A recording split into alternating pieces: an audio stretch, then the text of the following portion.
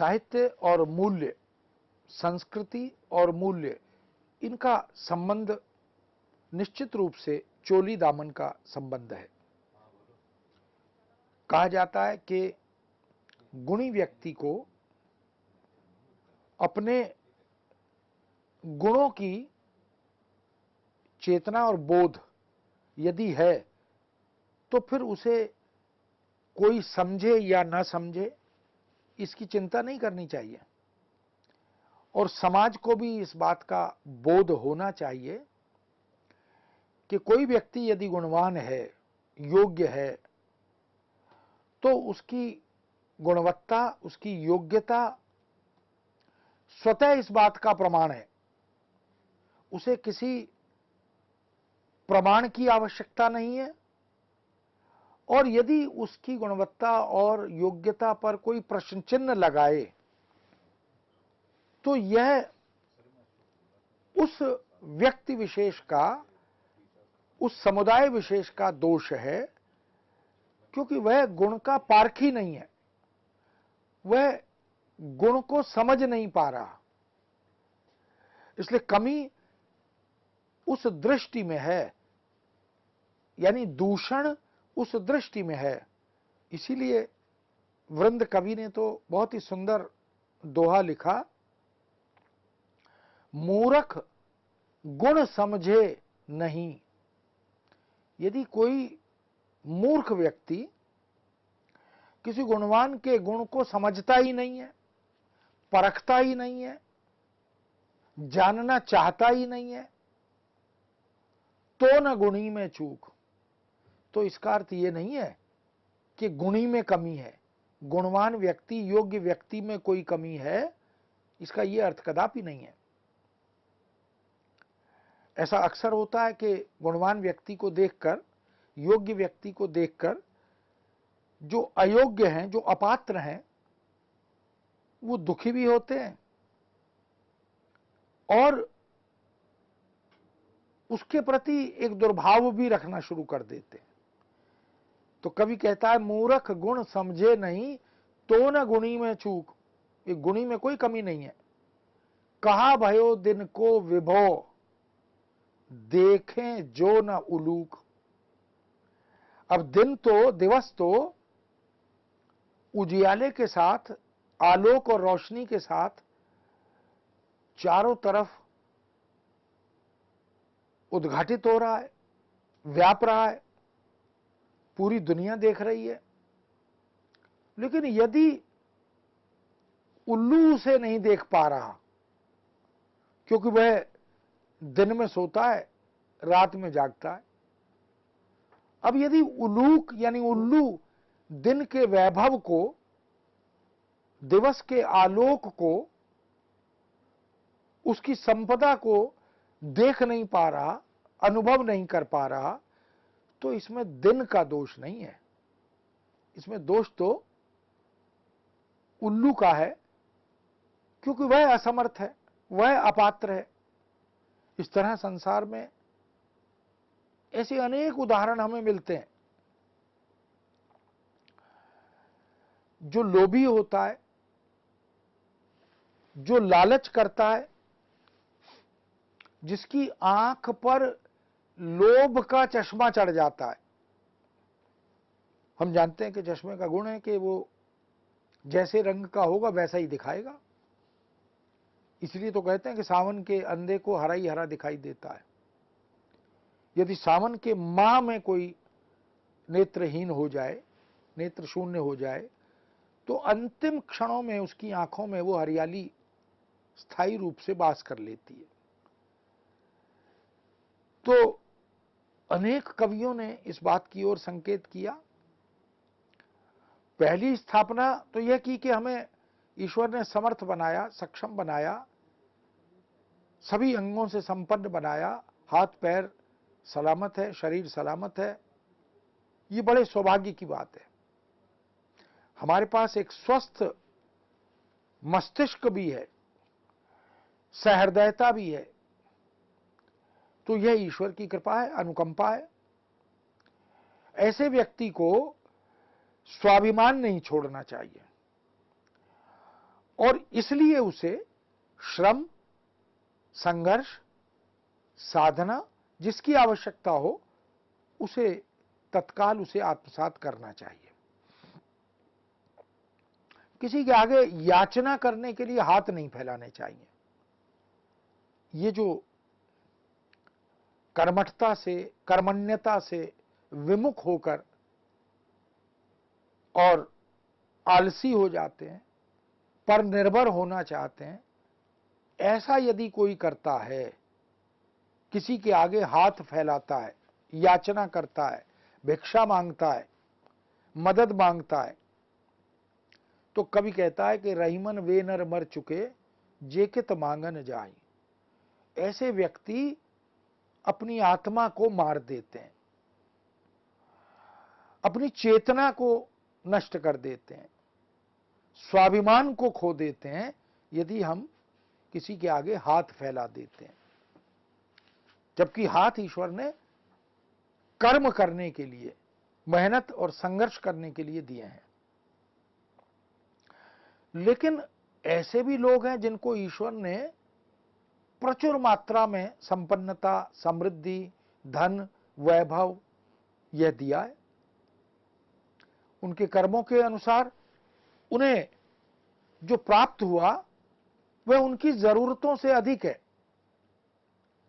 अब ऐसा कोई व्यक्ति यदि किसी याचक के याचना करने पर मना कर दे, इनकार कर दे, तो कवि कहता है कि उस मांगने वाले से पहले वह मृत हो गया, वह मर गया, जो दे तो सकता है लेकिन देता नहीं है, जो मदद कर तो सकता है लेकिन करता नहीं है। इसलिए साहित्य कहता है कि परहित सरिस जनहित सरिस धर्म नहीं भाई। सबके हित के लिए साहित्य प्रेरित करता है। तो कवि कहता है रहीमन वे नर मर चुके जो कित मांगन जाई, उनते पहले वे मुए जिन मुख निकसत नाई। जिनके मुख से मांगने वाले के प्रति ना निकल जाती है, अस्वीकृति प्रकट हो जाती है, वो मांगने वाले से पहले ही मर जाता है। इसीलिए कवि ने कहा कि लोभ का चश्मा आंखों पर नहीं चढ़ना चाहिए। व्यक्ति को लोभ मुक्त होना चाहिए, लालच मुक्त होना चाहिए। ये जो भौतिकता के प्रति लोलुपता का एक आकर्षण है कि सब कुछ मेरे पास हो, जितना है उससे कहीं अधिक और प्राप्त करने की इच्छा हो, तो यह लोभ के चश्मे का गुण क्या है वैज्ञानिकता की दृष्टि से कि किसी छोटी वस्तु, छोटे पदार्थ को बड़ा दिखाता है। तो कवि कहता है कि जिसकी आंखों पर लोभ का चश्मा चढ़ जाता है वह घर घर डोलता है, सबके आगे जा जाकर याचना करता है, भिक्षा मांगता है, हाथ फैलाता है।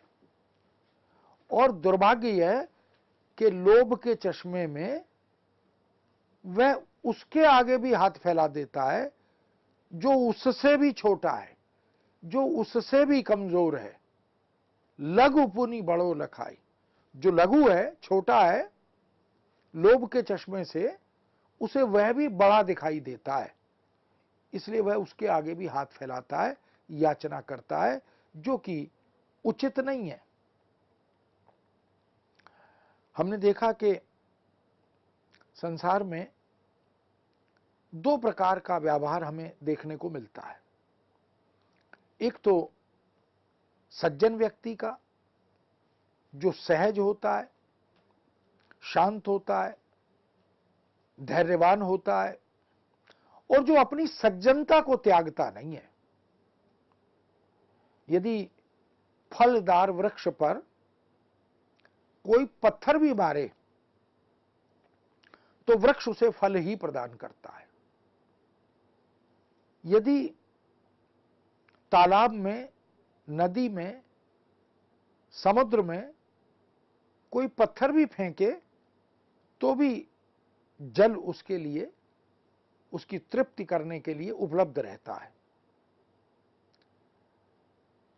तो कहा सज्जन तजत न सज्जनता। सज्जन कौन है? सज्जनता की परख क्या है? वही है जो किसी भी स्थिति में, अनुकूल या प्रतिकूल, अपनी सज्जनता का त्याग नहीं करता। कोई उसका कितना ही अपकार करे, बुरा करे, अहित करे, तो भी वह अपनी सज्जनता के व्यवहार को त्यागता नहीं है। यही उसकी सज्जनता की कसौटी है। सज्जन तजत न सज्जनता, कीने हूं अपकार, ज्यों चंदन छेदे तऊ सुरभित करत कुठार। जैसे कुठार जो है, कुल्हाड़ी जो है, वह चंदन के पेड़ को प्रहार करके काटती है।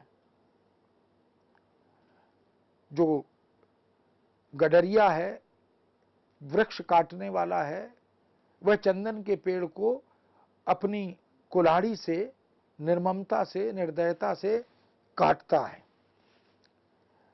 लेकिन चंदन अपनी खुशबू नहीं छोड़ता, वह अपने गुण को नहीं त्यागता। वह तो उस कुल्हाड़ी को भी सुगंध प्रदान करता है। उसका जो फल है, उसका जो अग्रिम भाग है, जिससे चंदन पर चोट की जाती है, उसे भी वह सुगंध प्रदान करता है। यही सज्जनता का लक्षण है। इसी तरह समर्पण अत्यंत आवश्यक है। जीवन के किसी भी क्षेत्र में यदि हम कार्यरत हैं, तो उस कर्म क्षेत्र के प्रति, उस दायित्व के प्रति हमारा समर्पण होना चाहिए। हमारी एकाग्र चित्त भावना होनी चाहिए, निष्ठा होनी चाहिए, प्रेम और भक्ति होनी चाहिए। यही लक्षण है तंत्रिनाद कवित्त रस सरस राग रतिरंग, अन बूढ़े बूढ़े तरे जे बूढ़े सब अंग। जो सर से पांव तक सब अंग, सर से पांव तक, ऊपर से नीचे तक, जो किसी भी कार्य को करते हुए उसमें डूब जाते हैं, यानी वो भूल जाते हैं कि वो कौन है, क्या है, बस वही कार्य उनके मनोमस्तिष्क पर मनसा वाचा कर्मणा, उसी के प्रति एक निष्ठ होकर, समर्पित होकर उसमें डूब जाते हैं।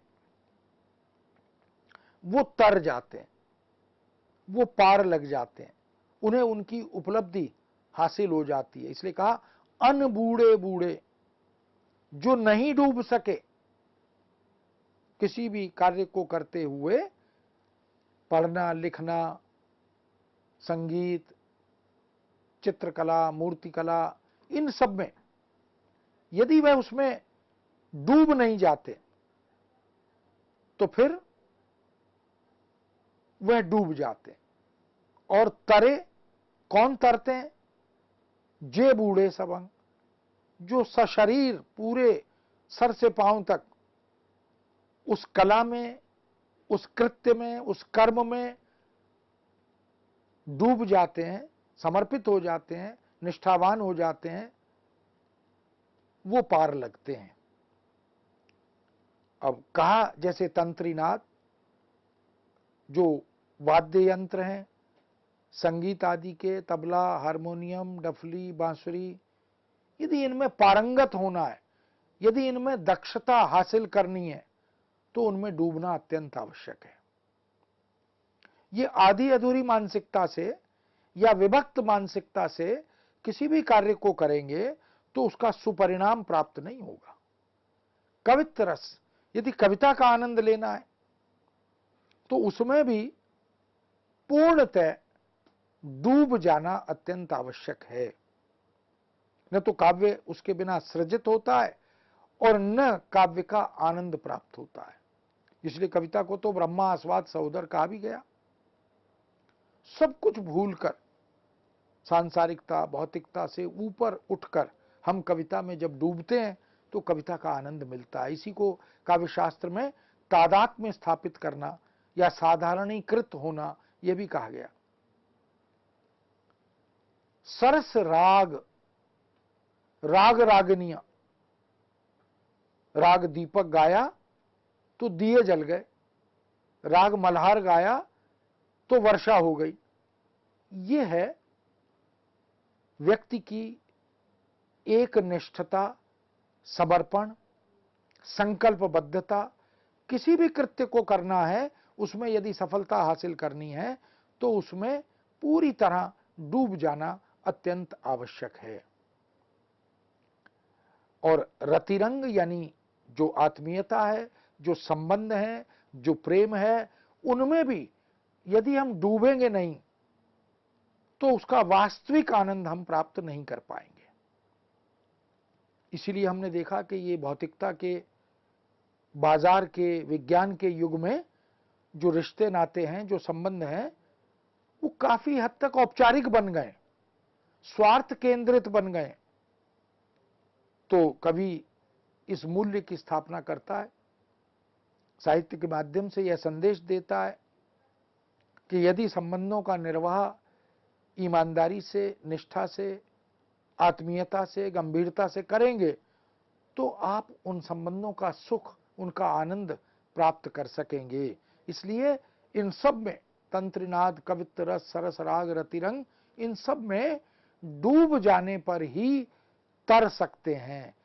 चमत्कार भी है डूबने पर तरना और न डूबने पर डूब जाना। तो कुल मिलाकर एक सुदीर्घ जीवन अनुभव, एक संतुलित आनुपातिक जीवन दृष्टि, इन सब की तरफ कवियों ने, रचनाकारों ने हमारा ध्यान आकृष्ट किया। हम जिस ईश्वर की, जिस सर्वशक्तिमान की पूजा, आस्था, भक्ति आदि करते हैं, उसके प्रति हमारी संबंधों की ईमानदारी अनेक बार ऐसी होती है कि हम उपालंब भी करते हैं अपने परिजनों से, मित्रों से। कोई काम कहें और वो काम न करे तो शिकायत भी करते हैं, शिकवा भी करते हैं। यही आत्मीयता का लक्षण भी है। ये एक भक्त का अधिकार भी है कि वह अपने आराध्य, अपने इष्ट से अपनी इच्छा पूर्ति न होने पर, कामना पूर्ति न होने पर शिकवा करे, शिकायत करे, ताकि ईश्वर उस पर पुनर्विचार करें। नीकी दई अनाकनी, कहा भगवान हे प्रभु ये बड़ा बढ़िया, नीकी माने अच्छा, ये अच्छा काम किया आपने कि न तो मेरी पुकार को ग्रहण कर रहे हो, सुन रहे हो, और न उसे किसी प्रकार से कारगर रूप में सिद्ध करने या मदद करने की कोशिश कर रहे हो। अनाकनी, अनाकनी माने आनाकानी, आनाकानी माने टाल मटोल। फीकी परी गुहार, कि प्रभु मेरी जो पुकार है, जो मैं बार बार आपके समक्ष प्रस्तुत कर रहा हूं, स्मरण कर रहा हूं, याद कर रहा हूं, उसके प्रति आप आनाकानी कर रहे हो, टाल मटोल कर रहे हो। न तो पूरी तरह नकार रहे हो, न पूरी तरह स्वीकार कर रहे हो। तो क्या मैं ये मान लूं कि तजयो मनो तारन बिरद बारक बारन तार? क्या मैं ये मान लूं कि एक बार आपने एक हाथी को संकट में उसके याद करने पर उसकी मदद की थी? जब मगरमच्छ ने, गजग्राह प्रसंग का उल्लेख बार बार साहित्य में आता है, तो मगरमच्छ ने जब हाथी का, ऐरावत का पांव पकड़ लिया और ऐरावत और मगरमच्छ में संघर्ष चलता रहा और एक स्थिति ऐसी आई कि डूबने लगा, मगरमच्छ उसे ले जाने लगा। इसीलिए मुहावरा बना के पानी में रहकर मगर से बैर नहीं करना चाहिए। तो हाथी जब डूबने लगा तब उसने भगवान विष्णु को याद किया, अंतिम क्षण में याद किया। तो विष्णु जी तत्काल उसकी मदद के लिए पहुंचे और उसे मगरमच्छ के मुख से छुड़ा लिया। तो क्या मैं ये मान लूं कि वो जो बिरद थी, वो जो टेक थी, वो जो प्रकृति थी आपकी कि भक्त की मदद करते थे, क्या उस टेक को, उस प्रकृति को आपने भुला दिया, तज दिया? क्या ऐसा मान लूं?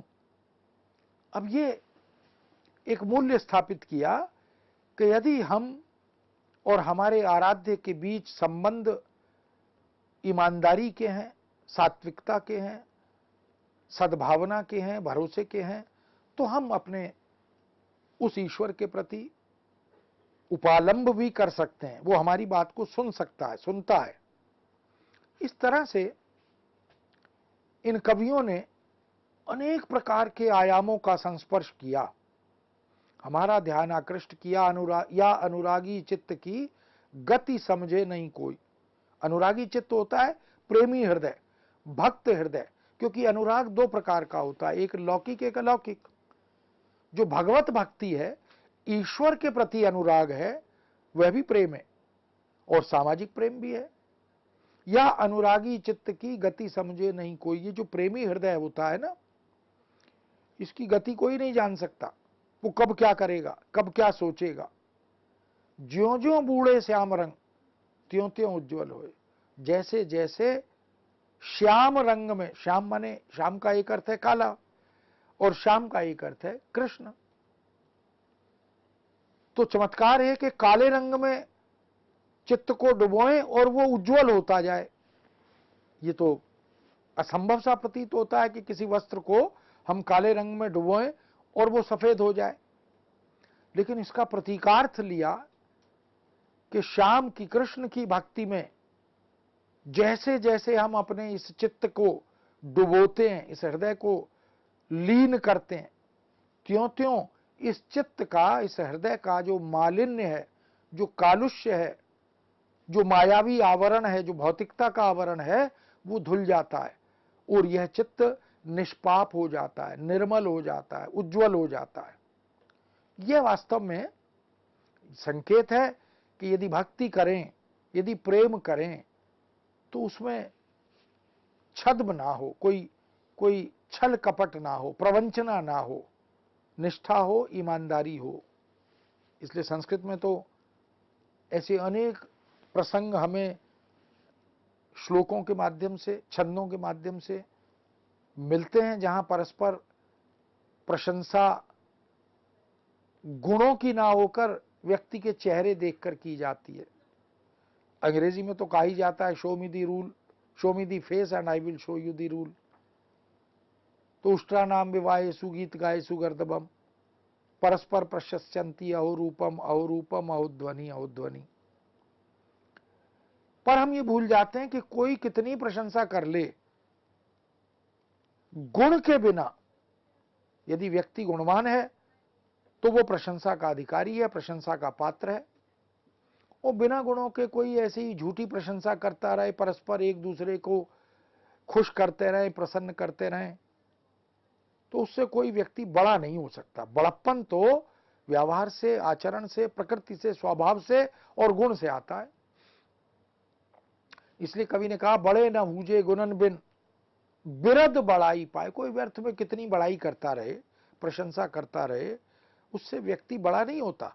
बड़ा तो अपने स्वभाव और प्रकृति से, अपने कृत्य से, कर्म से होता है, गुण से होता है। कहत धतूरे सो कनक गहनो गड़े न जाए। यदि कोई, धतूरे को कनक भी कहते हैं, कनक कनकते 100 गुना मादकता अधिकाय, उही खाए बोराए जग ई पाए बोराए। तो कोई धतूरे को यदि कनक कहता भी है, कनक एक पर्याय है धतूरे का, पर क्या कनक कहने से हम धतूरे से गहने गढ़ सकते हैं? नहीं गढ़ सकते। धतूरे में वो गुण नहीं है जो उसे गहनों में बदल दे। केवल नाम से बात नहीं बनती। इसलिए कोई व्यर्थ में किसी की कितनी भी प्रशंसा करे, उससे वह बड़ा नहीं हो सकता।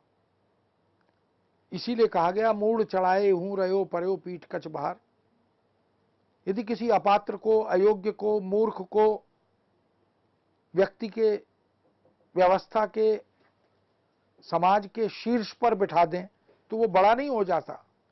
जैसे सर पर केश ईश्वर ने बिठा दिए, बाल, लेकिन क्या अपने पांव पर खड़े हो सकते हैं? जैसे जैसे बाल केश बड़े होते हैं वैसे वैसे वो सीधे खड़े नहीं हो सकते, अपने पांव पर आत्मनिर्भर नहीं है। वो जिसके सर पर बिठाए गए उसके पीठ पर बोझ बनते हैं। मूढ़ चढ़ाए रहे मूर्ख व्यक्ति को यदि सर पर भी बिठा दो तो वो उस संस्था के ऊपर बोझ बन जाता है, जैसे बाल पीठ पर बोझ बनते हैं। रहे गरे परिराखिबो तऊ हुई परहार। लेकिन गुणवान योग्य उसे बालों की तुलना में नीचे यानी कंठ में, गले में बिठा दो आप। जो कंठ का हार है, गले का हार है, हीरे जवाहरातों का, कीमती है, आकर्षक है, मोहक है, उसे आप बालों की तुलना में नीचे के स्थान पर भी बिठा दोगे तो भी वह हृदय पर राज करेगा, जो धारण कर रहा है उसके भी और जो देख रहा है उसके भी। इस तरह से अनेक ऐसे उदाहरण, यद्यपि सुंदर सुघड़ पुनि सगुनो दीपक दे तऊ प्रकाश करे तितो भरिए जिते सने। दिया उतना ही प्रकाश करेगा जितना उसमें तेल होगा।